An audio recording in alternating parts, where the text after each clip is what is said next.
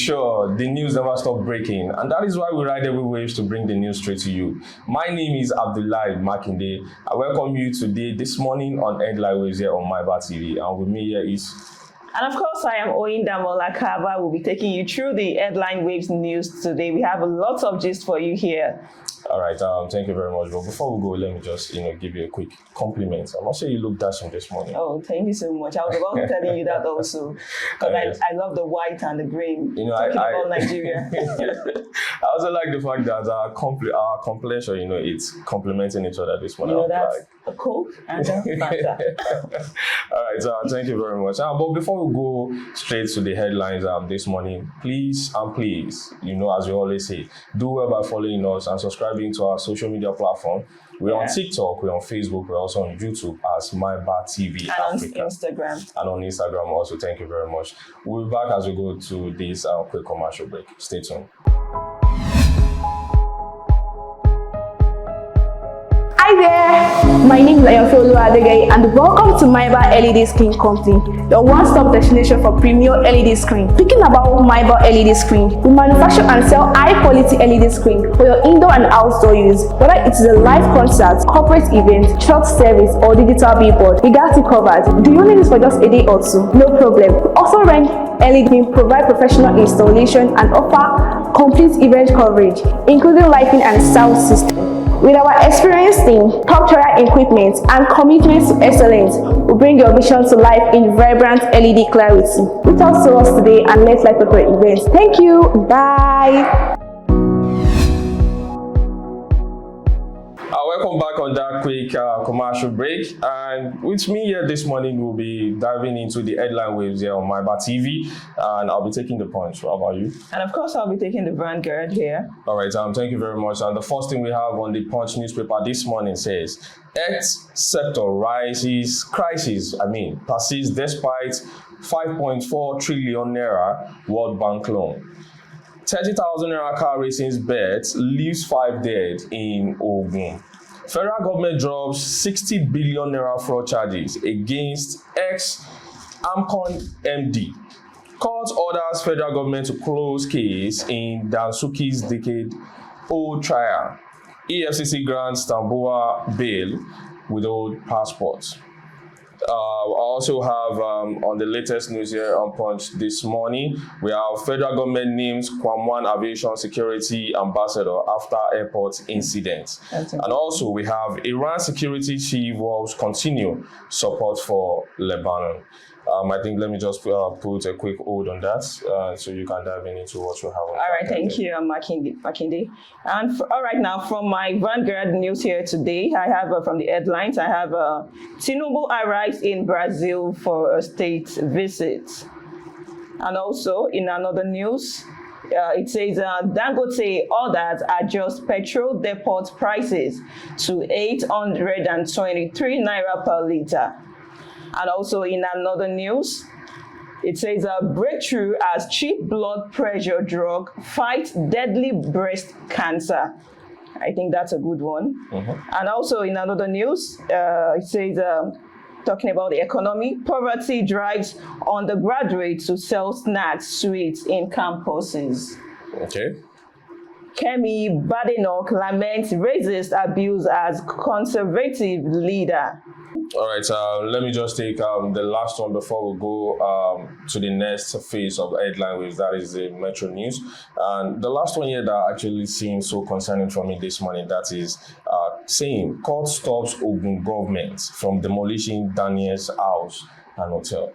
I see it as really concerning for me, being the fact that he was also the ex-governor of Ogun State. And I see no reason why, the government, probably maybe if there's anything that could have caused that, then I don't think they have to stop the government from doing their duty, because it could have been a normal man, like a layman also. If it have affected, I don't think the government will want to interfere in. Yes, I was about saying that I don't think there should be a stop in it, all because it was an ex-governor.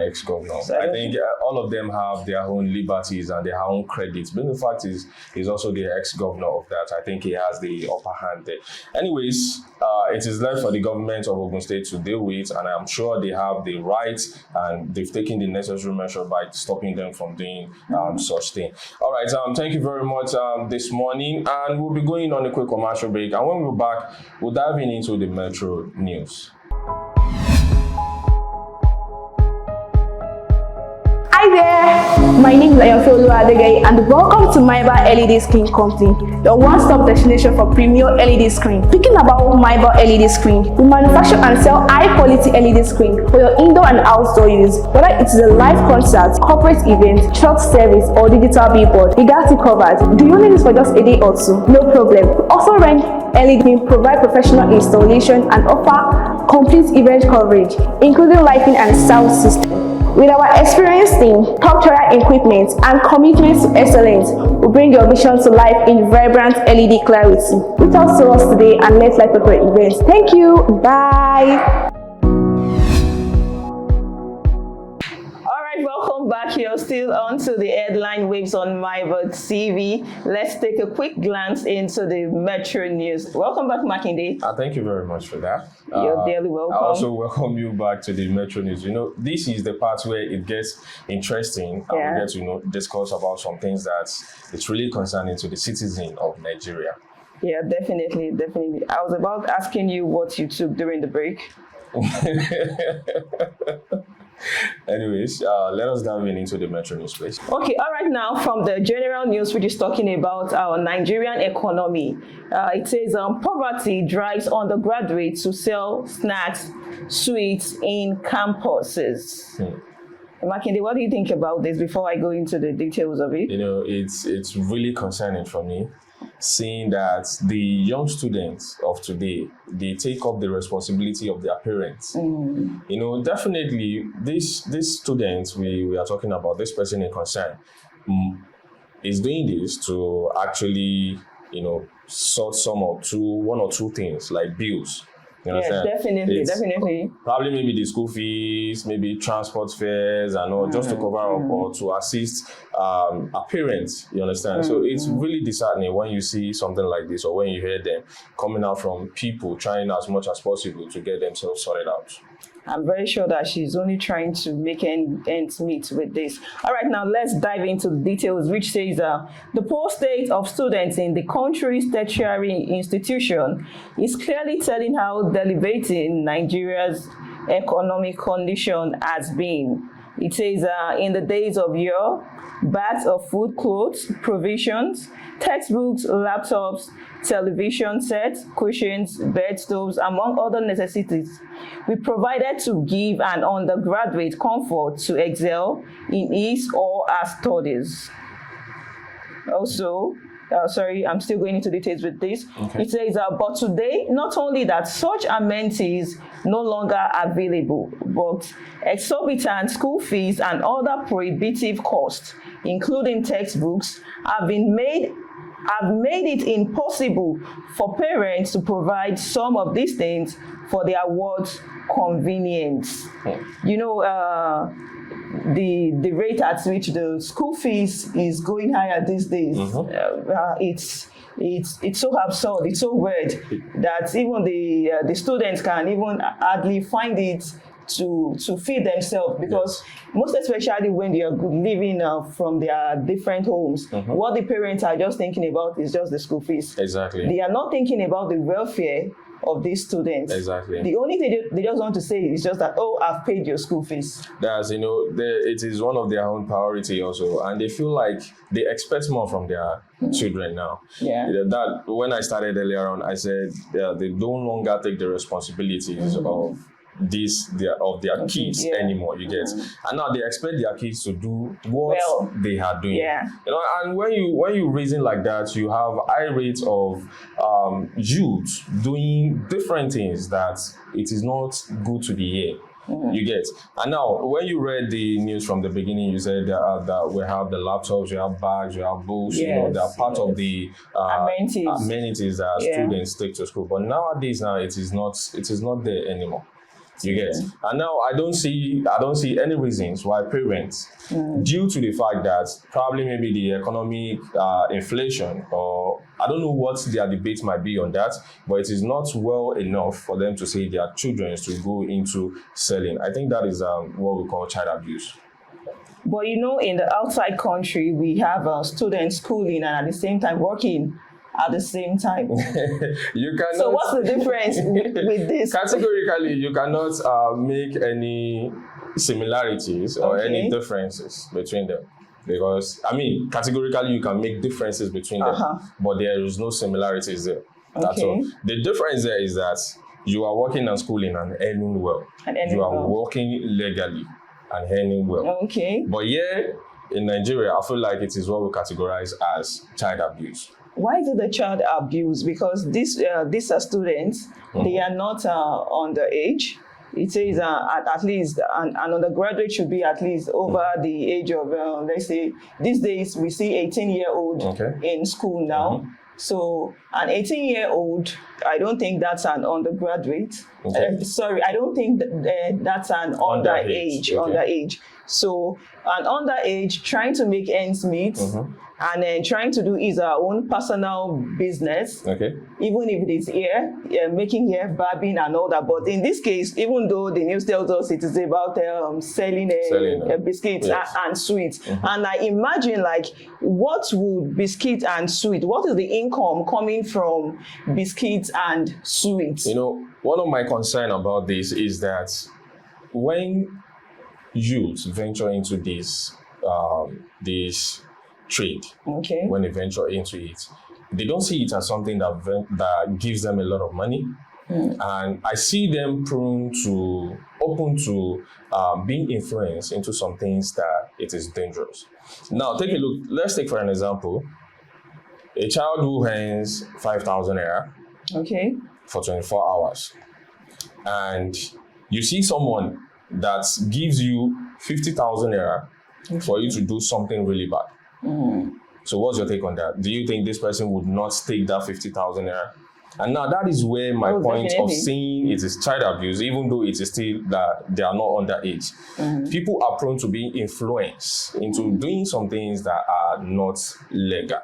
But now when you look at somebody who is overseas or abroad, working and also schooling, they don't venture into some of these things we see here in Nigeria. That is the difference between them. You get. All right, now, but I don't want us to deviate, because I noticed that we're about deviating, because the news says biscuits and sweets. I want us to talk about the fact that what will biscuit and sweets, what will they do to as a part of how do I say it, helping out in the is it the school fees or the feeding, or like they have a project that they want to do in school. So like what's the income coming from? Because I'm just trying to imagine what's the income coming from biscuits and sweet. How much is biscuit? How much is sweet? Exactly. You might think it like that, but now let us look at it in this perspective. From this perspective, I mean, you know, let's say the parent is directing their own priority and attention to paying the school fees mainly. Now, this particular child is venturing into selling biscuits and sweets and all like that. But I'm quite sure it will see the transport, mobilizing ourselves to school and back home. It will cater for it, and also the feeding. You get. And there's a popular idea that the Yoruba people do say. They said, T-A-B. I mean, I think I'm correct on that. So when you see yourself, you get yourself fed and you get yourself mobilized to work. At least it is still something they can do by themselves, categorically, when we look at their parents' perspective also on that. So I think it is a helping way on the child's part. So it's not really bad. I'm not going to condemn such activity the youths venture themselves in, at least to assist their parents. All right, also, and from me too, it's not a bad thing, but at least it's a good thing that they are not, that this particular lady is not deviating into something bad. At least she was able to, maybe with the little income she got, apart from getting her school fees, was just the small petty money. Exactly. She just said, okay, let me just use it to get this small thing. Exactly. So I'm not saying it's a bad one, but I hope and pray the economy gets good enough so that an undergraduate and also a graduate will not end up doing what he or she is not supposed to be doing. All right. Now, Makinde, do you have anything to say before we round up the news today? No, at all. I think this is where we'll be putting an end to the chapter of headline waves this morning. Once again, my name is Abdullahi Makinde, and with me here is and of course, I still remain Oyindamola Carver, and this is where we'll be rounding up for today. And don't forget to subscribe and follow and comment on all our social media platforms, on our WhatsApp channel, Myba TV, on TikTok, Myba TV, on YouTube, Myba TV, on Facebook, Myba TV, and on Instagram, Myba TV. Thank you. Till next time.